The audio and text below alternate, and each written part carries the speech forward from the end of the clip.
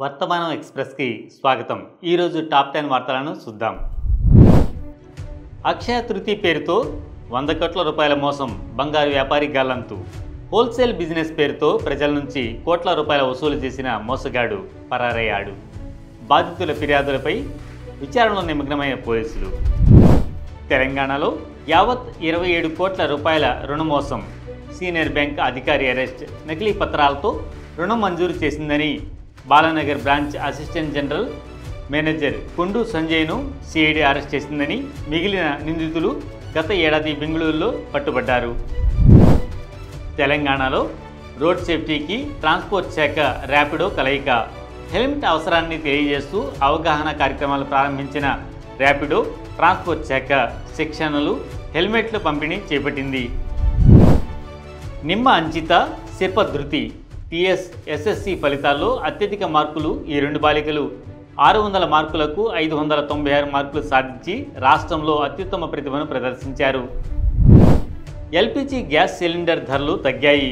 తాజా రేట్లు 2025 మే 1 నుంచి వాణిజ్య ఎల్పిజి గ్యాస్ సిలిండర్ ధరలు తగ్గాయి. ఢిల్లీలో 19 కిలోల వాణిజ్య సిలిండర్ ధర 1747.50గా ఉంది. గృహ అవసరాలకు వినియోగించే ఎల్పిజి సిలిండర్ ధరలో ఎలాంటి మార్పులు జరగలేదు. కులగణనపై రాహుల్ దృష్టికి జగ్గారెడ్డి ప్రశంసలు. కులగణనపై ముందుగానే రాహుల్ గాంధీ దృష్టి సారించారని, ఆయన నేతృత్వంలో దేశానికి మార్గం చూపుతున్నారని జగ్గారెడ్డి పేర్కొన్నారు. రాష్ట్రంలో కులగణన చేసిన రేవంత్ కూడా హీరో అని అభినందించారు. భూభారతికి విశేష స్పందన, మంత్రి పొంగులేటి. భూభారతి ద్వారా ఇప్పటి వరకు 11,630 దరఖాస్తులు అందాయని, మే 5 నుంచి 28 మండలాల్లో అమలు చేస్తామని మంత్రి పొంగులేటి తెలిపారు.